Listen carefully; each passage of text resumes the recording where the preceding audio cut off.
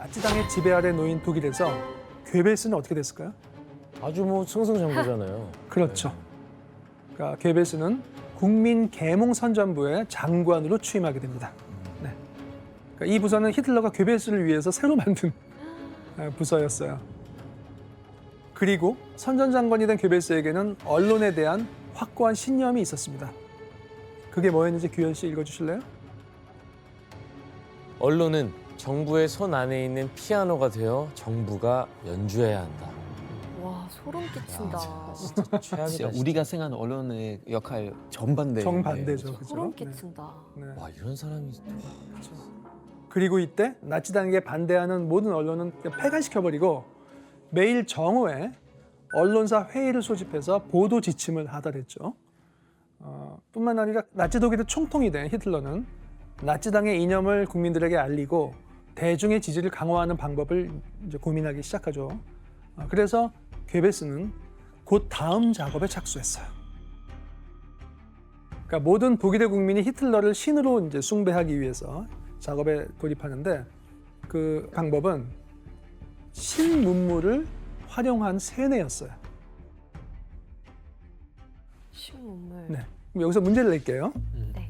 괴벨스는 각 가정에 침투하기 쉬운 이것을 찾아내서 히틀러 신격화에 이용하는데 이것은 무엇일까요? 다니엘 씨는 아나 봐요. 저는 알 것 같습니다. 다니엘 씨 얘기하실래요? 아니면 좀 아니요, 좀 네. 저도 여러분들 규현 기회 씨? 드릴게요. 아니, 저도 알고 규현 씨 있어요. 알고 씨? 있어요? 네, 기회를 좀, 확실해요? 확실히 기회를 좀. 한번 해보시죠 그러면. 아니요, 저 사실 그것이요? 침투하기 쉬운 게 뭐지? 이것? 뭘까? 크기도 크지 않은 이미 갖고 있는 거야? 아니면 이걸 집어넣은 거예요? 아니면 이때 발명되고 뭐 이런 거예요? 발명된 지가 10년도 안 된 상황이었죠. 그럼 정답. 네. 라디오. 지원 씨 정답입니다. 네, 어? 네. 정답이에요? 네, 정답이에요. 실망스럽네요. 본인도 당황했네. 괴벨스가 히틀러 신격화에 활용한 건 일단 라디오였습니다. 라디오 방송. 네. 괴벨스는 더 많은 독일인이 히틀러의 연설과 나치의 사상을 들을 수 있도록 일명 국민수신기라고 불리는 저렴한 라디오를 제작해서 보급했죠. 저렇게 생겼었어요? 그리고 사람들이 지루해하지 않도록 라디오 방송의 70%는 음악하고 나머지 30%를 나치의 선전 연설로 적절히 구성했어요. 장문 선생님, 근데 라디오를 듣는 게 세뇌에 좀 도움이 될까요? 요즘처럼 일반적으로 생각하면 그게 쉬운 건 아닌데요. 괴벨스는 세뇌를 위해서 여러 가지 방법을 고안을 해냈습니다. 독일 가정에 900만 대 이상의 라디오를 보조금을 줘가면서까지 보급을 했고 그다음에 선전 연설에 집중을 할 수 있도록 연설 방송 시작하기 전에 어떤 시그널을 줬어요. 어떤 소리인지 한번 들어볼까요? 네. 어? 9시 뉴스를 시작하겠습니다. 그렇죠. 이 소리가 나오면 사람들이 이제 연설 나오겠구나 하고 집중하고 기다리게 되는 거예요. 우리도 이거 썼는데? 맞아요. 저도 KBS에 있을 때 라디오 뉴스 정각에 하기 전에 저거 듣고 바로 멘트 시작했었어요. 독일 뉴스도 계속 그거 네네네. 제가 어릴 때까지만도 그거 계속 네. 썼었어요. 네. 그래서 라디오에서 반복적으로 강조하면서 히틀러 사상을 들려주면 어느 순간에 사람들은 동조를 하고 맞다고 생각하게 되는 거예요. 마치 우리가 파블로프의 개에서 종치면 나중에 침 나오잖아요. 음식이 없어도. 조건 그런 반사. 그렇죠. 조건 반사 비슷한 반응을 하게 되는 거죠. 그러니까 히틀러의 중요한 연설이나 발표가 있을 때는 각 가정뿐만 아니라 모든 사람이 들을 수 있도록 공공장소나 공장, 사무실, 학교, 심지어 레스토랑에까지 확성기를 설치했다고 합니다. 독일 국민들은 히틀러의 연설에 더 쉽게 세뇌당할 수밖에 없었던 거죠. 그렇다면은 나치는 또 어떤 신문물을 활용했을까요? 히틀러의 나치는 독일 전역에 도로를 깔기 시작했는데 설마 그 아우토반? 그렇죠. 오! 자동차 전용 고속도로인 말도 안 돼. 아우토반입니다.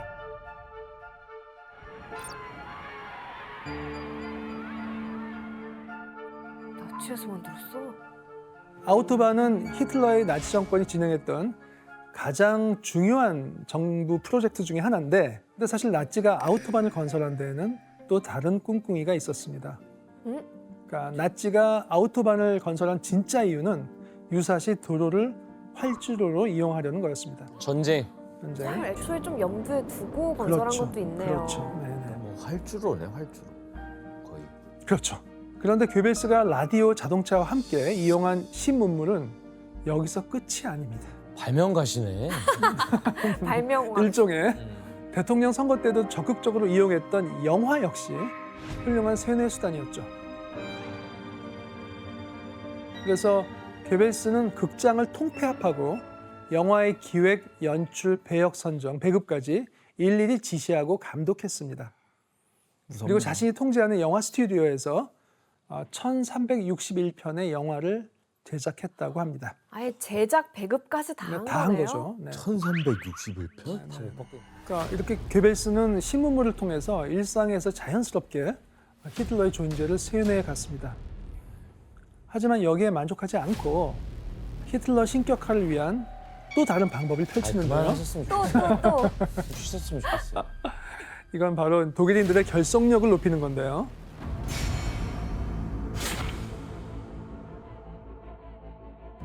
괴벨스는 청년들의 결속력과 유대감을 높이는 것도 중요하게 여겼는데 이를 위해서 활용한 것이 군복이었습니다. 나치 군복이 따로 있는 거예요?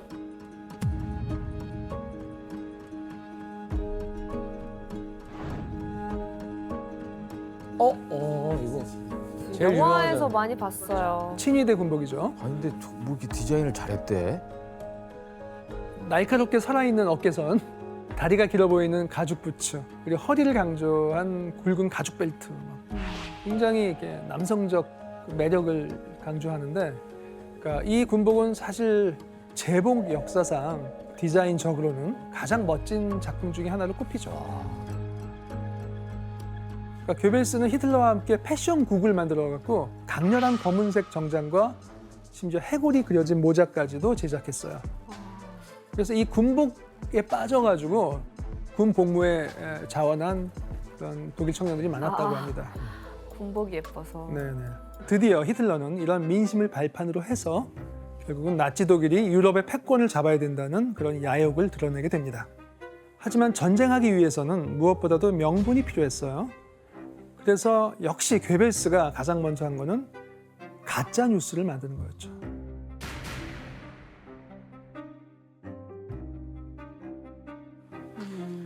그러니까 괴벨스는 독일의 첫 번째 목표인 폴란드를 두고 독일 국민들이 폴란드를 증오하도록 만드는 가짜 뉴스를 퍼뜨려요. Frecher Überfall auf den Sender Gleiwitz. Polnische Aufständige haben die deutsche Grenze überschritten. Blutige Kämpfe mit deutscher Polizei.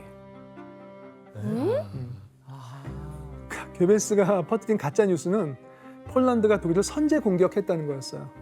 그럼 이 뉴스의 효과는 어땠을까요? 폴란드에 대한 적대감이 커지겠죠. 그렇죠. 독일 국민들은 분노했고 히틀러는 전쟁을 시작할 명분을 얻게 되죠.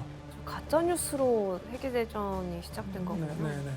다니엘 지금 당시에는 저게 가짜 뉴스라는 걸 모르고 그냥 저걸 믿은 거예요? 네, 독일 국민들은 전쟁 끝난 후에야 이 사실을 알게 됐다고 하더라고요. 그래서 그 전에는 몰랐고 이제 어떻게 되냐면은 폴란드 군복을 입힌 채 이제 냅둔 건데 그래서 이거 보고 이거 폴란드 군이 먼저 우리를 공격했구나라고 믿게 한 거죠.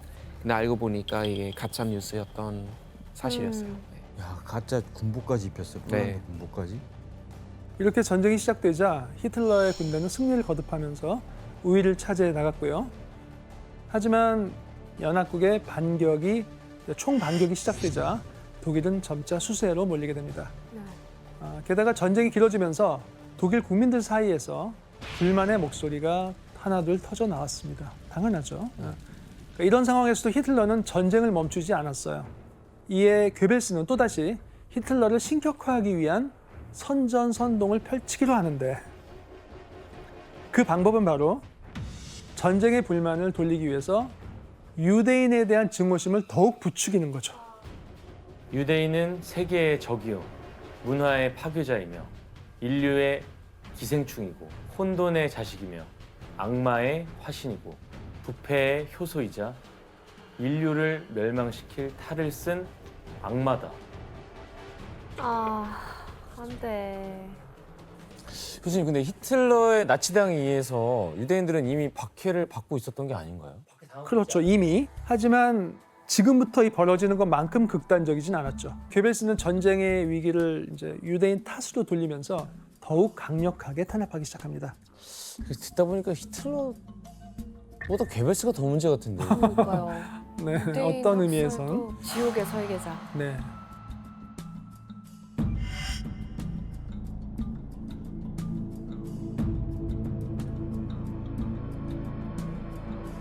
그리고 이때 괴벨스는 1941년 9월부터 유대인을 식별해서 대놓고 차별하기 위해서 유대인 배지인 다윗의 별을 달고 다니도록 강제했어요. Wer dieses Zeichen trägt, ist ein Feind unseres Volkes. 이런 다윗의 별을 달면 누구나 유대인을 쉽게 구별할 수 있게 되고 독일을 위기에 빠뜨린 적으로 간주해서 차별할 수 있게 한 거죠. 그러니까 낙인이네요, 어떻게 보면. 그렇죠, 그렇죠. 교수님 그럼 다윗의 저 별을 이렇게 단 유대인들은 네네네네. 어떤 대우를 받고 어떤 차별을 받는 거예요? 그러니까 식당이나 극장 같은 공공장소 출입이 제한되고 그리고 학교에서도 퇴출당하고 그리고 길거리에서도 직접적인 폭력이나 괴롭힘의 대상이 됐죠.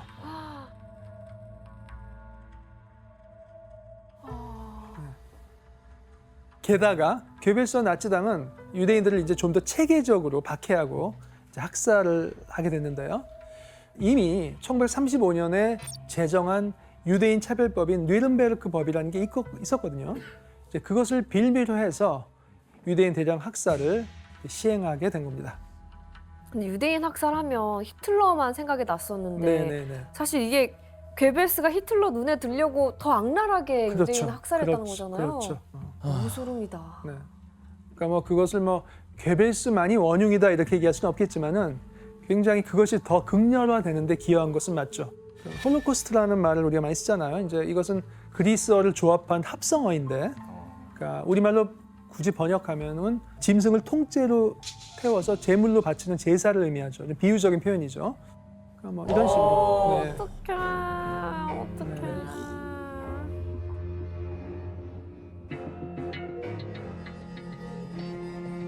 뭐 이런 식으로. 네. 600만 명에 이르는 유대인이 인종 청소라는 명목하에 희생됐습니다. 서울 인구의 절반을 태워버린 거죠. 그러니까 미쳤어. 광기죠.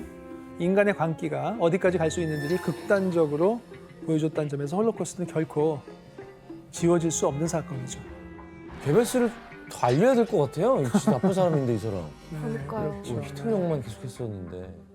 하지만 히틀러를 신으로 만들려는 괴벨스의 노력에도 불구하고 전황은 나치 독일에게 불리해져만 갔습니다. 1943년이 되자 독일은 영국, 미국, 소련과 각각 대치하면서 세 개의 전선을 유지하고 있었는데요. 그러니까 당연히 이제 독일의 전력이 분산될 수밖에 없었고요. 신기하다. 전 세계랑 싸워볼 생각을. 그러니까 좀 바보 같은 전략이죠.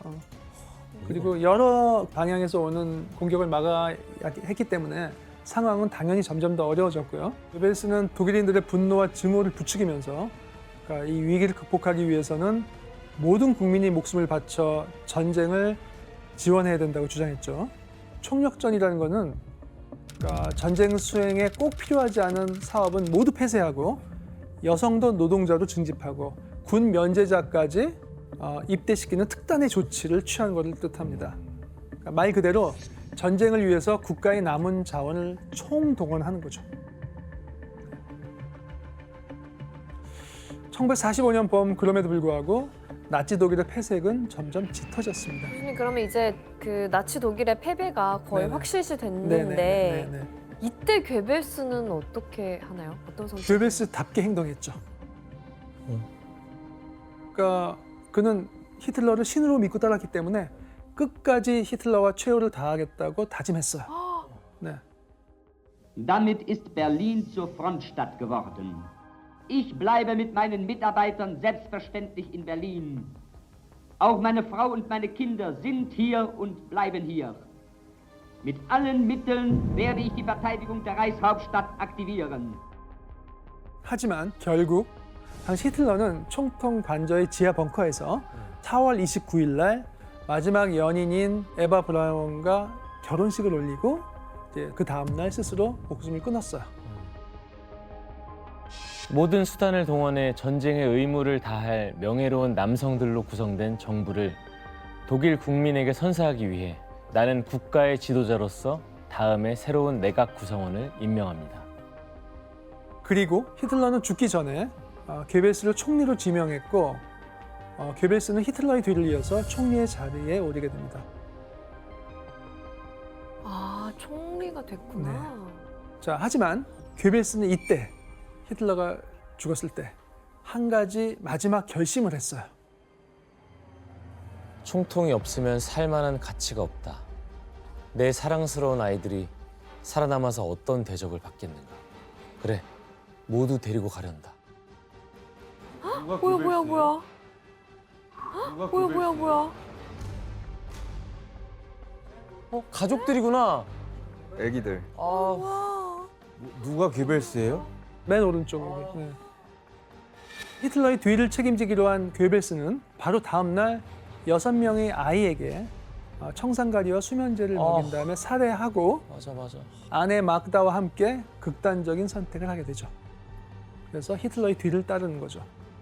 아, 너무 싫어 이런 사람. 그 예를 들면 와. 만약에 뭐 집안에 가세가 기울어서 얘네들 나 없으면 못 살 거 아니야. 그래서 다 죽이고 자기가 마지막 그런 자살하는 그런 스타일이죠. 사람인 네. 거잖아요. 너무 싫어. 그 제일 큰 아들 있었잖아요. 그 친구는 전쟁에 참전해가지고 죽었어요? 적군 포로에 잡혀갖고 살아남았어요. 포로가 된 게 다행일 수가 있구나. 이 정도면 광신도가 많네. 히틀러에 대한 광신도. 네. 괴물스야, 괴물스. 그러니까 히틀러에게 진정으로 충성을 다했던 괴벨스는 마지막 순간까지 죽음으로써 자신의 신인 히틀러와 함께 한 거죠. 오늘은 나치 전범인 괴벨스의 생애를 살펴봤는데 어떠셨어요? 끔찍해요. 끔찍하죠. 근데 좀 끔찍하죠. 사람이 이해할 수 있는 영역이 아닌 것 같아요. 네, 저렇게 네. 광적으로 사랑을 하고 마지막까지 그렇죠. 자식까지 다 죽이면서. 네. 그러니까 뭔가 잘못된 신념을 가지면 얼마나 잘못될 수 있는지를 그러니까요. 보는 것 같아요. 사실 괴벨스는 나치의 수뇌부 중에서 유일하게 박사학위를 지닌 지식인이었고 독일의 20년대의 혁신적인 문화 속에서 성장한 수준급 인문학자였어요. 하지만 본인이 가진 열등감 때문에 히틀러라는 메시아를 원했고 결국 히틀러를 신으로 포장해서 시대의 괴물을 만들어낸 거죠. 이 일을 통해서 오늘날의 우리 역시 편향된 정보와 그릇된 편견에 의해서 오히려 사회적 약자나 이방인에 대한 혐오가 조장되지는 않는지 경계해 보아야 합니다.